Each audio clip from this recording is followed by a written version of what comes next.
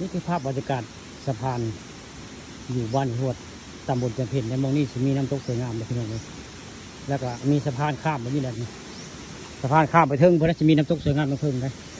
มองนี่ก็มีคือการได้น้ำตกนี่เดี๋ยวลงไปทางซ้ายมือทางกัดที่เห็นน้ำตกได้นี่คือสะพานสวยงามอยู่บ้านหวดเลยนี่เดี๋ยวลงไปก็คือน้ำตกไปทางซ้ายมือนี่เพื่อนพญาก่อนนะนี่แหละภาพบรรยากาศน้ำตกของบ้านหวดตำบลจันเพนนาพาซูงได้เหมือนเป็นภาพที่ชื่อลงไปถ่ายแต่ภาพบรรยากาศมันเพิ่งไม่เบิ่งเนาะคือภาพบรรยากาศ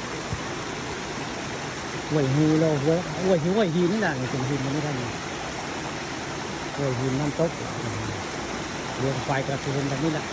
น้ำตกลายตลอดได้ลายเมื่อปีน้ำมันนี่คือภาพมายำแรงกับแบบนี้แหละนี่คือภาพบรรยากาศน้ำตกบ้านห้วยหวดตำบลจันเพนนี่แหละสะพานได้เป็นสะพานข้ามเลยไปบึงน้ำตกทั้งเทิงเลยนะอันนี้น้ำตกตัวที่สองง่ายง่ายนี่ตัวที่ตัวที่หนึ่งอยู่คนไหนถึงตัวที่สองตัวที่หนึ่งคือตัวสวยงามนะครับนี่ภาพบรรยากาศน้ำตกตาตนอยู่บ้านห้วยหวดตำบลจันเพนแหละนี่ตอนเช้ามันนี่คือภาพตอนเข้ามาชมภาพบรรยากาศน้ำตกสวยงามอยู่บ้านห้วยหวดตำบลจันเพนมาให้เบิ่งนี่ภาพบรรยากาศตอนนี่ฝนหญ้าตกอะไรครับมันฝนตกไม่ไหม้นี่น้ำสีลายกว่านี้หรือกว่านี้เราพี่น้องน้ำสีลายได้นี่น้ำมันแห้งแล้วนี่ช่วงนึงน้ำขุ่นได้ตอนนี้น้ำขุ่นตอนนี้น้ำใสนะผมอยากน้ำใสนะนี่ก็คือน้ำตกบ้านนี่แหละ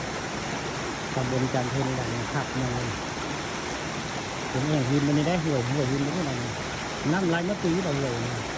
มาอะไรก็แบบนี้แหละคือน้ำตกตรงนี้ก็ไหลตรงนี้ตลอดนี่ภาพบรรยากาศน้ำตกของบ้านเฮือกตำบลจันทร์เพนขับไปเลย